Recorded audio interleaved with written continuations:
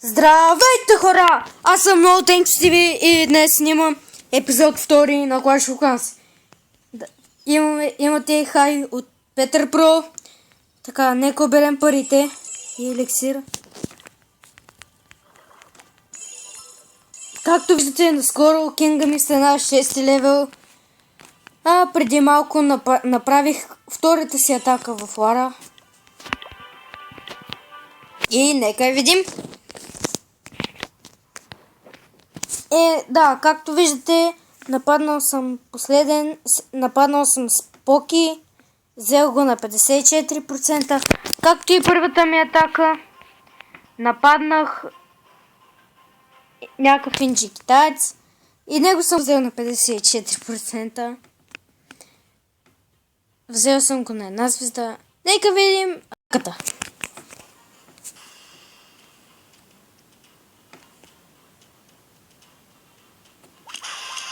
Да, първо съм пуснал арчери да му видим клан кастъл. Дали има нещо? И то е дракон на Макс.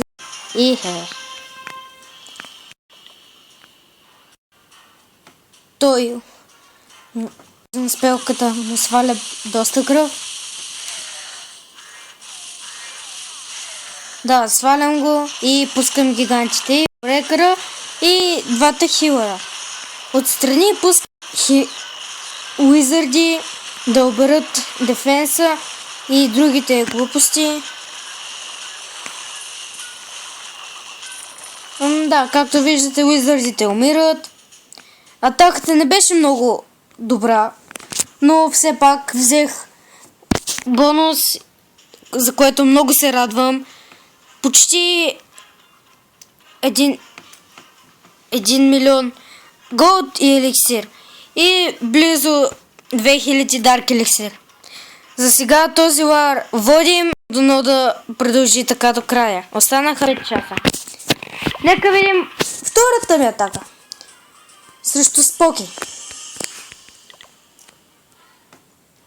И да, пускам да видя какво има в клана. Пускам Poison Spell да убие дракона. Арчери на фармите отстрани. Дракона умира, пускам гигантите, лоубрейкърите и както винаги хилъра.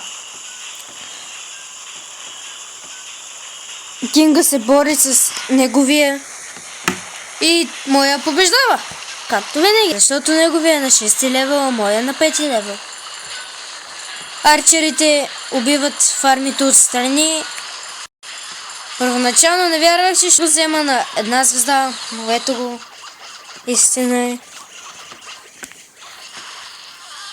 И арчерите умират. От този лар съм взел още общо 2 звезди. А имам 111. Много искам да взема 150 звезди, за да се изпълня мисията, за която тази мисия ми дава доста диаманти.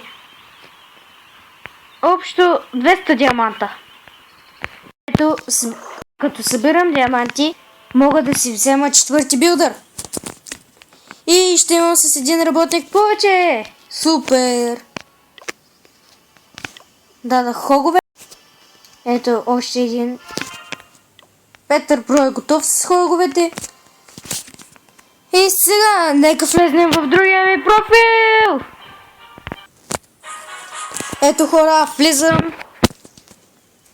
И взели са ми минус 17 купи. В този профил пак хай от 5. Нека атаката. Нападнал ме с 90 барберини на 3 левел, 58 арчери на 3 левел, една хилспел на 3 левел. От клана са му дали 4 хога на 5 левел. Взел ме доста фарми. Да, минус 17 купя. Атаката му е била сплива. Вижда, че имам защита в клана. Скарчерите отстрани бият да щупат колекторите, които в тях има доста ресурс.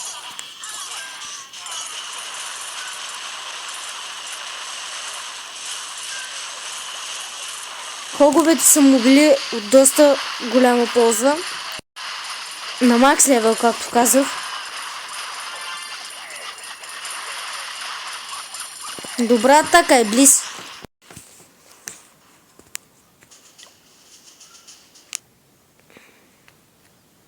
Нека оберем ресурса, който ни е останал. И нека ли можем да нападнем този човек, който ме е нападнал мен. Но първо да видим колко още ни останаха за Таунхаус 7.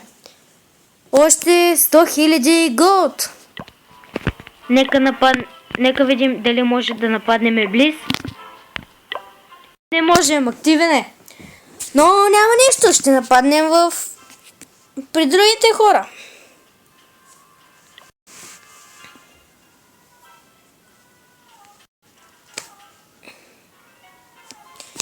Както виждам, този има доста ресурс, където ще ни от полза за събирането за Таунхаул.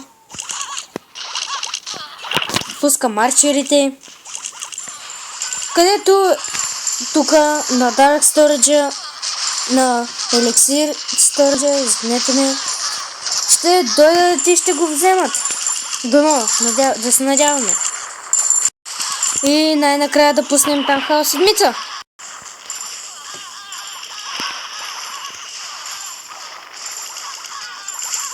И да, хора, виждате, арчерите отидаха до голда. За жалост ни останаха 20 000 голд за Таунхаул. Но няма нищо. Хубавото е, че събрахме 87 000 голд и ни остават още 13 810. Ето ме, хора, спрях го малко на паза и събрах пари за Таунхаул. Пуснах го и след 5 дена и 23 часа ми стане. Много се радвам.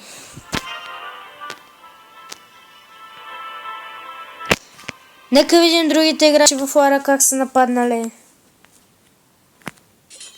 Ангел Про взел втория на 2 звезди.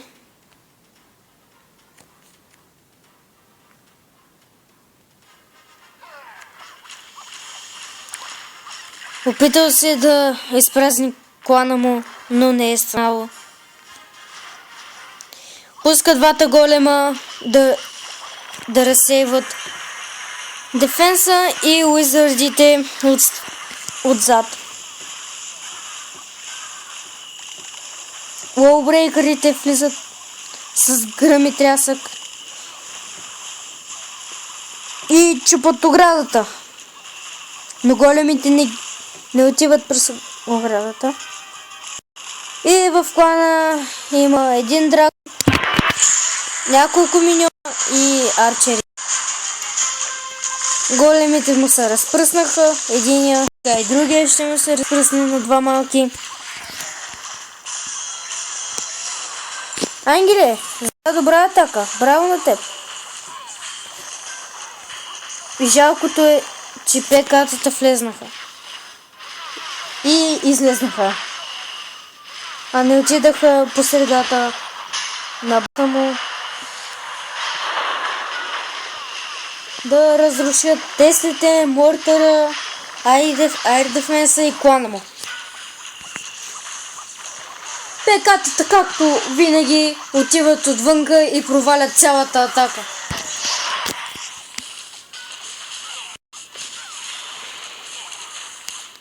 Добре, пишете в коментарите защо аз като си разпръсна Кинга ми дава малки миньони на 4 левел, а на Ангел Про на 5 левел. Пишете в коментарите.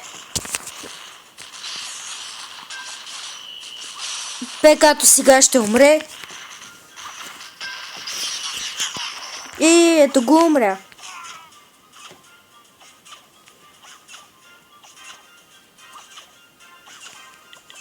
И както винаги един беззащитен арчер остава. И браво на теб, Ангеле! Нека видим новите играчи в клана, ако има такива. Доста хора влезнаха в клана.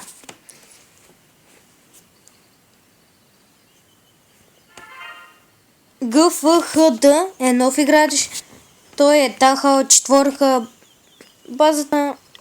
Сега ще му я видим. Да, много е зле базата му. Така, последния пинахме до номер 5. До Last King тука. Нека да продължим. Днеска ще идем до непобедимия, до номер 10, защото ще стане много дълъг клипа. И да видим Дон Диего. Дон, базата ти е хубава. Ръчнал си доста. Препоръчвам ти да си оправиш мортарите, каноните, арчер тауърите и най-вече Air Defense да ти помагат в лара. Базата му е хубава. Кракер. Кракер, мисля, че го споменах в миналия епизод, но пак ще спомена, ако не сте го гледали. Кракер не е ръчнал. Прави си каноните, мортари ги прави, арчер тауърите са му на мас. Оградата е хубаво да се направи поне на 6 левел, Дарк еликсира и задължително нова база.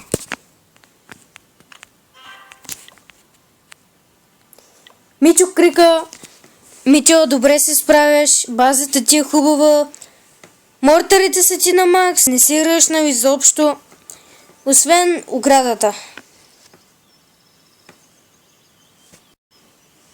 Браво, Мичо, развиваш се. След време правитаха 8. Ангел Про. Ангеле, направи си нова база. Не си ръчнал. Даже изобщо. ПК си направил. Големи, Valkyrie, Earthquake спел, Poison спел имаш, което е много хубаво. Има 303 лауър звезди. Браво, Ангеле! Трябва се развиваш. И нека видим последния играч, който е непобедимия. Непобедимия. Добре се развиваш. Препоръчвам ти да си направиш бараката, която е на 7 левел.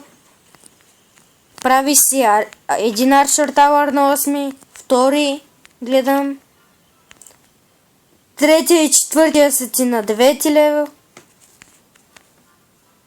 И остана един да си го направи на 9 левел.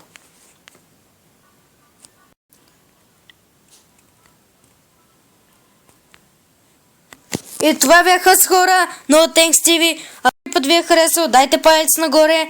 Не забравяйте да се абонирате за мен. Казвайте за канала на вашите приятели. И до скоро!